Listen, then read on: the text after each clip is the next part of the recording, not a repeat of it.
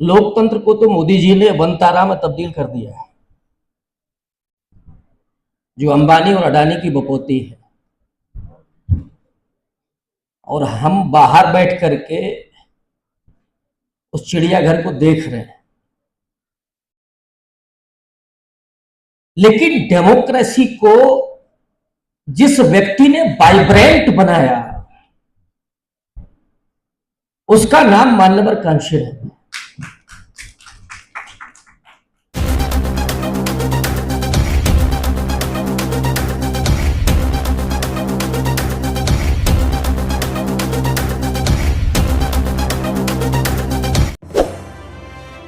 जो इस देश के बाबा साहब अंबेडकर के बाद आधुनिक भारत में, मैं उन महापुरुषों को कतई भूल नहीं रहा हूं,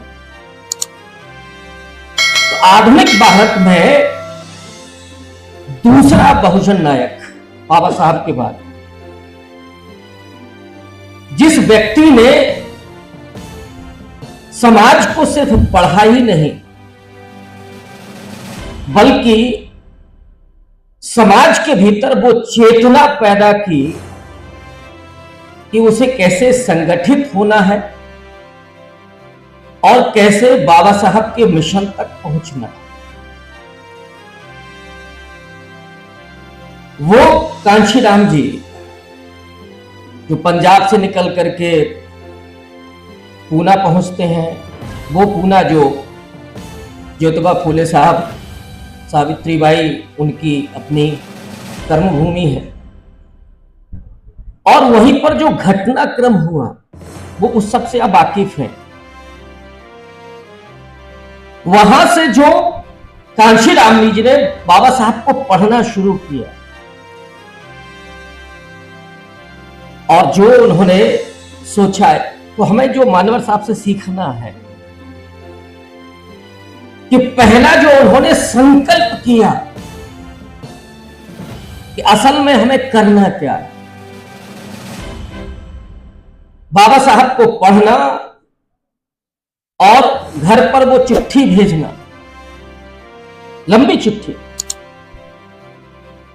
कि अब हम लौट करके नहीं पहुंचेंगे, ना शादी करेंगे, ना घर परिवार बनाएंगे। कांशीराम जी की मां पहुंचती हैं मनाने के लिए, और हर मां ये चाहती है कि बेटा अगर नौकरी से लग गया है तो घर परिवार बसाए।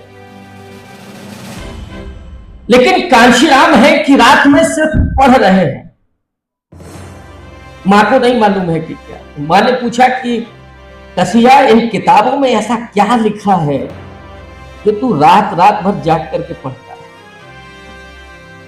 कांशीराम जी ने जवाब दिया कि मां, इसमें सत्ता की चाबी है। बाबा साहब को पढ़ रहे थे और जीवन में तय किया कि घर ही लौटना ही नहीं है, परिवार बनाना ही नहीं है, बल्कि कभी संपत्ति भी इकट्ठी नहीं करनी। 9 अक्टूबर 2006 को जब मान्यवर साहब इस दुनिया से विदा हुए, तो वही शायद अटैची उनके पास होगी जो वो लेकर के चलते थे, जिसमें एक जोड़ी कपड़ा होता, कभी कुछ नहीं जोड़ा। और इतने गरीब समाज से, जो वंचित समाज, जो दिन भर किसी तरीके से मेहनत मजदूरी करता है और शाम को खाता है, उन लोगों से भी 4 आना 8 आना उन्होंने चंदा वसूल किया।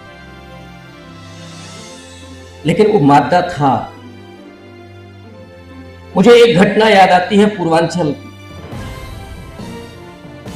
जब मान्यवर साहब वहां बात करके आए, तो वो जो महिलाएं थी जो खेत काटने के लिए जाती थी, रोज एक पूरा बचा करके रखती थी और उसको कूटने के बाद बेच करके 1 रुपया मान्यवर साहब के लिए रखती।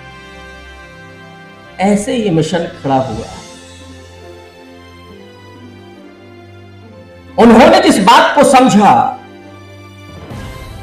कि आजादी के बाद जहां संविधान ने, बाबा साहब अंबेडकर ने, या उस दौर की राजनीति ने जहां पहुंचा दिया, राजनीतिक आजादी तो मिल गई। और खुद बाबा साहब अंबेडकर ने 25 नवंबर 1949 के भाषण में जो कहा था कि 26 जनवरी 1950 को हम राजनीतिक रूप से एक होने जा रहे हैं। एक वोट, एक व्यक्ति और एक मूल्य। आज चाहे रिक्शे वाला हो, चाहे मजदूर हो, या अंबानी और अडानी हो, सबको लाइन में लग करके वोट डालना और हर वोट की कीमत एक। लेकिन सबसे बड़ी चुनौती है सोशल डेमोक्रेसी, आर्थिक समानता, सामाजिक लोकतंत्र की सबसे बड़ी चुनौती इसलिए कि जिस समाज में हजारों साल से वो भेदभाव, शोषण, अन्याय व्याप्त रहा हो, जिस ब्राह्मणवाद ने एक बड़े समाज को अशिक्षित बना करके रखा, निरीह बना करके रखा, कमजोर बना करके रखा, उस समाज को अगर वो अवसर नहीं दिया गया, अगर सामाजिक रूप से उसे मुक्त नहीं किया गया, तो ये जो राजनीतिक आजादी है, ये जो पॉलिटिकल डेमोक्रेसी है, ये खतरे में पड़ गए। मानवर साहब के सामने वो चीज थी, उन्होंने देख लिया था 10-15 साल के भीतर ही। और ये अजीब इत्तेफाक है, बाबा साहब का सार्वजनिक जीवन भी 40 साल का। अभी बैठे बैठे जोड़ रहा था 1916 से लेकर के और 1956 तक। और मान्यवर साहब का जरा जीवन देखिए 1965 से लेकर के 2006 तक, करीब करीब 4 दशक दोनों लोगों को मिला। बाबा साहब को वो अवसर नहीं मिला कि वो राजनीति में उतनी बड़ी ताकत पैदा करते। उनके सामने बड़ी चुनौतियां थी। जो लोग ये कहते हैं कि बाबा साहब राजनीतिक रूप से असफल हो गए, मैं कतई सहमत नहीं होता। वो क्या क्या करते उन 4 दशक में, शैक्षिक क्षेत्र में करते, सामाजिक क्षेत्र में करते, राजनीतिक क्षेत्र में करते, धार्मिक क्षेत्र में करते। उन्होंने जो किया, जो सैद्धांतिक रूप से समाज को समझ करके जो लिख दिया, जो किताबें लिख दी, और जाते जाते 2-3 बातें मूल रूप से कि एक तो राजनीति का भी उन्होंने इशारा कर दिया, आरपीआई का गठन कर, धर्मांतरण करके भी उन्होंने समाज की दिशा को तय कर दिया कि कहां जाना है, कहां से यह मुक्ति संभव है। और जब धर्मांतरण पर मैं विचार करता हूं तो आज मुझे जो दिखता है, मुझे लगता है कि बाबा साहब से ज्यादा दूरदर्शिता उस दौर में किसी भी पॉलिटिशियन के पास नहीं थी, इंक्लूडिंग गांधी और नेहरू, लोहिया। और ये नाम मैं इसलिए ले रहा हूं कि ये उस समय के बहुत प्रबुद्ध नाम, जो सब विदेश से पढ़ के आए थे। लेकिन बाबा साहब ने उस समय, और वो लंबी यात्रा है, 21 साल इंतजार किया उन्होंने। वो चाहते तो 1935 में ही बौद्ध धर्म ग्रहण कर सकते थे, लेकिन अपने समाज को तैयार करने के लिए, और ये बात खुद मानवर साहब कह रहे हैं, 21 साल तक उन्होंने समाज को तैयार किया उसके लिए। हकीकत दिखाई। और जब धर्मांतरण किया तो उससे भी आप लोग वाकिफ हैं, जब सब पढ़े लिखे लोग हैं। मैं जिस बात को रेखांकित करना चाहता हूं कि बाबा साहब ने उस समय इस बात को समझ लिया था कि जो सावरकर और हेडगेवार का हिंदुत्व है, ये आगे चल करके एक बड़ी चुनौती बनने जा रहा है। बहुत सारी थ्योरी है कि बाबा साहब ने क्यों बौद्ध धर्म ग्रहण किया, वो भी आप सबको पता होगा। लेकिन जब आप क्रांति प्रतिक्रांति किताब पढ़ते हैं तो बाबा साहब बहुत स्पष्ट रूप से लिखते हैं कि इस देश में क्रांति और प्रतिक्रांति का एक इतिहास रहा है। हिंदुइज्म और बुद्धिज्म के बीच एक संघर्ष रहा है और बाबा साहब ने यह महसूस कर लिया था कि आगे चल करके ये जो अभी हिंदुत्व है ये बड़ी ताकत बनेगा और उसके सामने अगर कोई डट करके खड़ा होगा तो ये बुद्धिज्म खड़ा होगा। और आज ये डंके की चोट पर कहने की जरूरत है कि अगर आज के संघी हिंदुत्व का कोई मुकाबला कर रहा है तो वो सिर्फ अंबेडकर बात कर रहा है। और मान्यवर साहब ने जो नारे दिए आज इस देश में, भले ही वो दुनिया की दूसरी सबसे बड़ी आर्थिक ताकत बन गया हो या वो प्रधानमंत्री बन गया हो, लेकिन उसकी भी हिम्मत नहीं होती है कि बाबा साहब का नाम लेकर के कभी कोई मिसबिहेव कर दे। किया था ना अभी कुछ दिनों पहले मान्यवर साहब ने जो नारा दिया जय भीम के सामने, हालत खराब होती है उस नारे की जो मस्जिदों के सामने लगाए गए थे। कभी हमारे सामने लगा करके दिखा दो तो औकात समझ में आए। ये नारा वो ताकत देता है तो मान्यवर साहब दे करके गए। आज अगर किसी रंग के सामने ये डरते हैं तो ये है,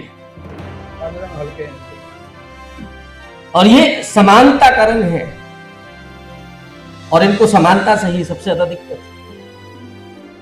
तो मान्यवर साहब ने बाबा साहब को जो पढ़ा उसको सामाजिक धरातल पर अप्लाई किया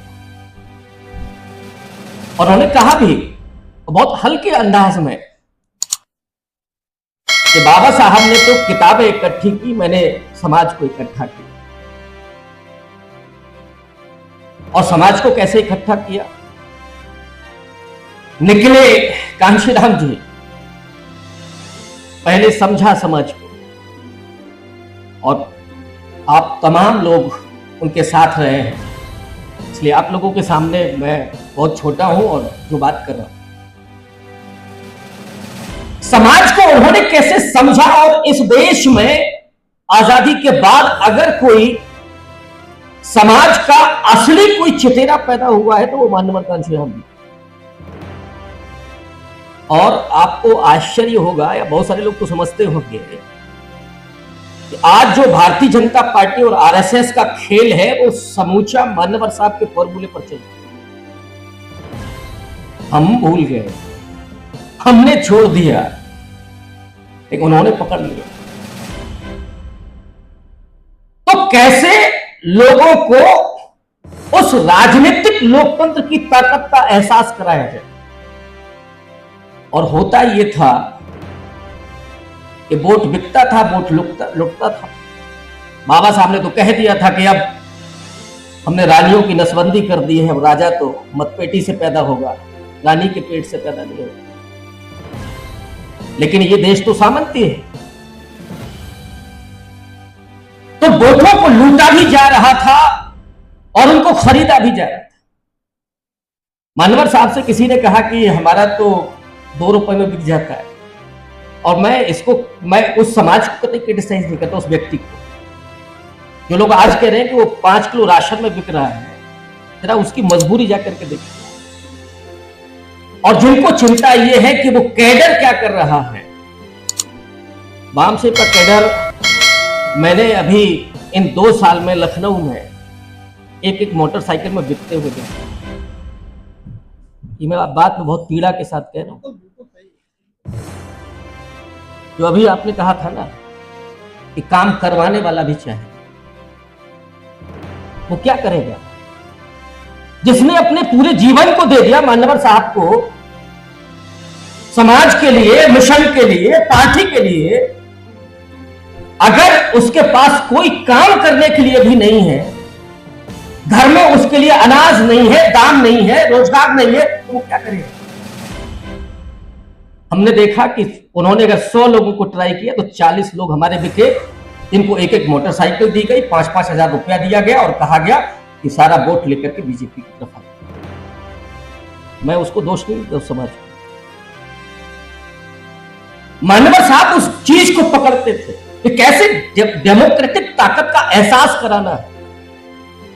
जब लोगों ने कहा कि वो तो बिक जाता है, उन्हें मालूम था कि अब हम कुछ कर भी नहीं सकते हैं, तो उन्होंने जहां कनेक्ट किया, उन्होंने लोगों से कहा कि वोट बेचना ठीक वैसे ही है जैसे अपनी बहू बेटी की इज्जत बेचना, ये नहीं बेचना है। और उनका जो नारा था कि पहले मतदान फिर जलपान, इस देश की एकमात्र पार्टी थी, एकमात्र संगठन था जिसके इतने कहने पर दिन भर भूखे प्यासे लोग काम करते थे। कोई और पार्टी हो तो बताइए, आज की भी नहीं है। ये जो झंडे डंडे लेकर के घूमते हैं, इनको भी बहुत मोटी रकम मिलती है। लेकिन ये सवाल तब खड़ा होता है जब लखनऊ की यूनियन बैंक में बीएसपी के खाते में 104 करोड़ रुपया होता है और हमारा कैडर एक मोटरसाइकिल में बिक गया, तब ये सवाल खड़ा होता है। समझना पड़ेगा उस चीज को कि मानवर साहब का जो मिशन था, जो संघर्ष था, जो सपना था, वो क्यों टूट गया, क्यों बिखर गया। और डेमोक्रेसी जो वो लेकर के आए थे, उन्होंने सबसे पहले एससी एसटी ओबीसी माइनॉरिटी का कर्मचारियों का संगठन बनाया। जो लोग कहते हैं इतने सारे संगठन बन रहे हैं, संगठन ढेर सारे बनना ये समाज की कमजोरी है। होना तो ये चाहिए कि हम संगठित रूप से एक जगह हो, लेकिन जब समाज दिशाहीन होने लगे तो वो क्या करेगा? ऐसे ही संगठन बना करके खड़ा करे, उसे कोई मानवर कांशीराम नहीं मिल रहा, वो तो तलाश में है। और मैं पूरी शिद्दत के साथ ये कह रहा हूं कि इस देश का बहुजन समाज तो मैं थोड़ा ज्यादा कह रहा हूं, लेकिन दलित समाज आज भी वहीं पर खड़ा हुआ है। बस वो देख रहा है कि कब आप कहो कि हम हैं। समाज का दोष है, आज भी वहीं देख रहा है। जरूरत उस बात की कि उसके एस्पिरेशन को समझा जाए। मानवर साहब के सामने जो डेमोक्रेसी थी, उसमें एक तरफ अपर कास्ट है, राजे महाराजे हैं, जमींदार हैं, सामंत हैं, उनकी राजनीति चल रही। पीएम सीएम साहब वहीं से। मानवर साहब ने कहा कि वोट से लेंगे पीएम सीएम और आरक्षण से लेंगे एसपीडी लेंगे। ये हमारा अधिकार है। उस अधिकार से लोगों को जगाना, उसको चेतना संपन्न बनाना, ये एहसास कराना, वो उन्होंने काम किया कि ये जो हाशिए का समाज है, डेमोक्रेसी तो असल में जो हमारे वक्ता ने कहा था कि वो दलितों, पिछड़ों, गरीबों के लिए होती है, वो धंधा सेठों के लिए थोड़ी। इस देश में डेमोक्रेसी को जितना मजबूत किया है वो इस देश के सबसे गरीब तबके ने किया, और इत्तेफाक से हम सबसे गरीब। आज मुस्लिम की वो हालत, सबसे ज्यादा जो डेमोक्रेसी को प्रेम करता है, जिसके लिए वो काम करता है, वो यही गरीब वंचित करता है, हाशिए पर खड़ा हुआ दलित बहुजन करता है। लेकिन आज जो स्थिति है, मानवर साहब का जो कारवां जो उन्होंने किया, समाज को संगठित किया और स्टेप बाय स्टेप चले। सबसे पहले वो पार्टी पर नहीं आते, जो सरकारी कर्मचारी थे, जो जानते थे कि ये सबसे बड़ी ताकत हमारी हो सकती। बाबा साहब ने थोड़ा चिंतित थे, कई बार गुस्सा भी हो जाते थे, और एक नौजवान से कहा भी था उन्होंने, जो आईएएस हुआ, बाबा साहब ने बुलाया तो उसको लगा कि शायद चंदे के लिए बुलाया हो। बाबा साहब के आवास पे आया, इतना बड़ा विषय है और इसको कंक्लूड कर इसलिए मैंने आपसे कहता 10-15 मिनट हो तो जल्दी करो। तो वो नौजवान आता है, बाबा साहब ने पूछा कि गांव जाते हो? हां, कभी कभी। बाबा साहब ने कहा जाया करो, ज्यादा जाया करो। वो फिर अपना अखबार पढ़ने लगे। तो उसने सोचा कि कुछ अभी और कहेंगे, आके बाबा साहब कुछ और नहीं कहा, तुम जाओ, मैंने तुम्हें इसलिए बुलाया कि जब तुम आईएएस हो और अपने गांव जाओगे, गाड़ी से जाओगे, नीली बत्ती से जाओगे, तो जो पानी से कपड़े धुलने वाली मां होगी वो तुम्हारे भीतर देखेगी कि मेरा बच्चा भी डीएम बन सकता है। जो किसान देखेगा कि हमारा बच्चा भी डीएम कलेक्टर हो सकता है। ये मन जो बाबा साहब चाहते थे उसको हकीकत में तब्दील किया जमीन पर मान्यवर साहब ने। और उन समाजों को, उसमें दलित भी था, पिछड़ा भी था, माइनॉरिटी भी था, और 1585 की बात कर रहे थे, डंके की चोट पर कर रहे थे, निडर होकर के कर रहे थे। और वो नारा भी लगा था जो आज लगा दिया जाए तो शायद एफआईआर हो जाए। तब नारा लग रहा था। वो ताकत कौन सी थी? वो ताकत थी समाज की, वो ताकत थी लीडर की। और इसका एहसास उन्होंने एक बार नहीं कई बार कराया। कभी परवाह नहीं की कि मीडिया वाले क्या लिखेंगे, अखबार वाला हमको छाप रहा है कि नहीं छाप रहा है, इंटरव्यू हमारा लेगा कि नहीं लेगा। जब समाज की ताकत होती है तो फिर कोई मीडिया की जरूरत नहीं। और जो आप लोग करते रहे हैं जीवन में, जाना, लोगों से मिलना, बाबा साहब के विचारों को पहुंचाना वहां तक, फिर किसी मीडिया की जरूरत नहीं है। फिर कोई 5 किलो राशन में बिकने वाला नहीं है अगर आप वहां तक पहुंचा रहे बात। वो बात मान्यवर साहब जहां से खत्म करते हैं अपनी पारी, जहां उनकी जीवन यात्रा खत्म होती है, उसके अगले साल बीएसपी को पूर्ण बहुमत की सरकार बनाने का मौका मिला है। और जिस हाथी की बात हो रही थी, ये बाबा साहब अमेरिका से सोच करके लाए थे। ये जो हाथी चुनाव निशान था वो दरअसल रिपब्लिकन पार्टी का चुनाव निशान था, अब्राहम लिंकन की पार्टी का चुनाव निशान था, जिसने गुलामी को खत्म किया था। उससे बाबा साहब ने आरपीआई महाराष्ट्र में जब गठन किया तो उसको बनाया, और मान्यवर साहब वो लेकर के आए थे। और शायद मान्यवर साहब ने भी नहीं सोचा होगा कि नारा लगेगा कि हाथी नहीं गणेश है, ब्रह्मा विष्णु महेश, ये उन्होंने नहीं सोचा होगा। पार्टी से सारे लोग निकाल दिए जाते हैं, वो आरएसएस का वो बैठा हुआ है अभी तक वहां, मुझे कहने में कोई संकोच नहीं। मैं लखनऊ में यही बैठा हूं। वो क्यों नहीं निकला आज तक? सारी पार्टी भीतर से खोखली हो गई, रोज डराया जाता है उनको, मुझे मालूम है। और ये सार्वजनिक मंच है, अगर कहिए तो अकेले में बात करके हम बता देंगे काहे काहे से डर लगता है, क्या क्या गुमराह किया गया। एक भी गमला नहीं है उनके घर में, क्यों नहीं है? तो जब तक आप अपनी समीक्षा नहीं करेंगे, मैं कह रहा हूं कि ये समाज अभी भी बैठा है और किसी ईडी फीडी की औकात नहीं है। मैं तो बराबर कहता हूं, और जिन लोगों ने सुना होगा मुझे, मैं कहता हूं कि 2 इंस्पेक्टर भेज करके दिखा दो उस दरवाजे पर, फिर देख लो क्या तमाशा होता है। ये किसी मोदी और शाह की औकात नहीं है जो बहन जी को डरा करके दिखा दे, लेकिन वो एक बैठा हुआ है। वो समाज की ताकत को शायद नहीं महसूस कर रही है। और दूसरा, मैं खत्म करता हूं, जो सबसे ज्यादा महत्वपूर्ण बात, कि अगर हम 90 के दशक की राजनीति के बारे में ही बात करेंगे तो शायद उस तरह से पॉलिटिकली सक्सेस नहीं हो सकता। राजनीति 2025 में आ गई और जिसका फायदा उठाया और मान्यवर साहब के फॉर्मूले को लिया पूरे तरीके से। डेमोक्रेसी का जो पावर स्ट्रक्चर है वो ऊपर से नीचे की तरफ जाता है समय के साथ। जो सामाजिक न्याय की राजनीति शुरू हुई थी 90 के दशक में, उस सामाजिक न्याय की राजनीति ने अपने अपने मठ बना लिए। उन्होंने उस पावर को नीचे फ्लो नहीं होने दिया।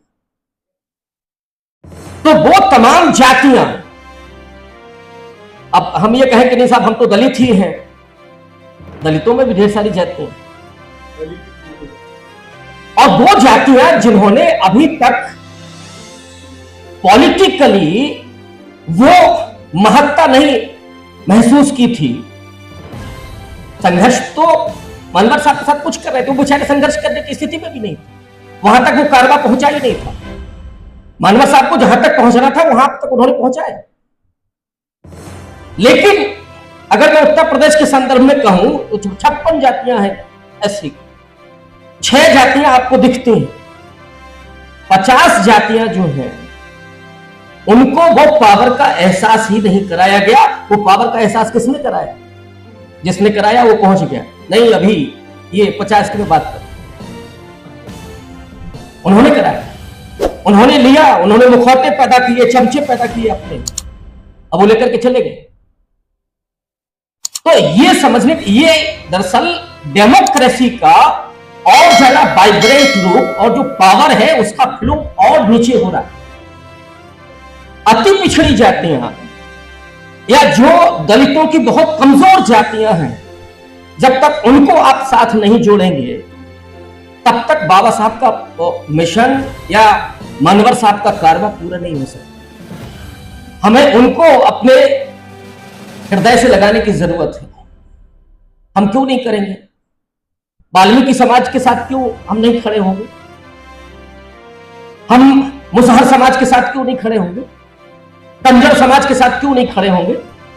हम मानवर साहब ने तो इतना इतिहास दे दिया, इतना लिटरेचर सृजित किया, इन तमाम जातियों के इतिहास को हमें दिया, लेकिन हम शायद वहीं रुक गए।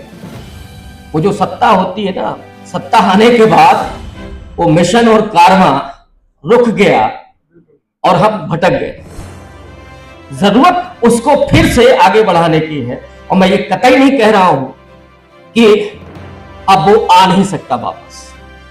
लोग आज पहले से ज्यादा प्रताड़ित हैं, लोग आज ज्यादा आपकी तरफ उम्मीद लगा करके देख रहे हैं, लोग ज्यादा चाहते हैं कि काश, अभी आकाश को लेकर के लोकसभा चुनाव के पहले दिल्ली के कम से कम 5 पत्रकारों ने मुझसे फोन करके पूछा कि मैं तो नाम ले लेता हूं कि आकाश भारी पड़ेंगे चंद्रशेखर पर क्या? मैं कहा लग रहा। तो जो नौजवान उम्मीदें पैदा कर रहा था, अब हमें नहीं समझ में आता। मैं तो लखनऊ में 18 साल से हूं, लेकिन मेरा कभी कोई न संपर्क रहा, न कभी मुझे बुलाया गया। मैं गया जरूर, लेकिन कभी मिल नहीं पाया। तो मुझे नहीं मालूम है कि क्यों निकाला गया, लेकिन उम्मीदें वो नौजवान पैदा कर। मैं इतना जरूर कह सकता हूं, एक पॉलिटिकल एनालिस्ट के तौर पर भी और एक समाज के व्यक्ति के तौर पर भी, तो जरूरत उस चीज को फिर से शुरू करने की है। और ये समाज ना रुका है, समाज ना झुका है, न कभी झुकेगा।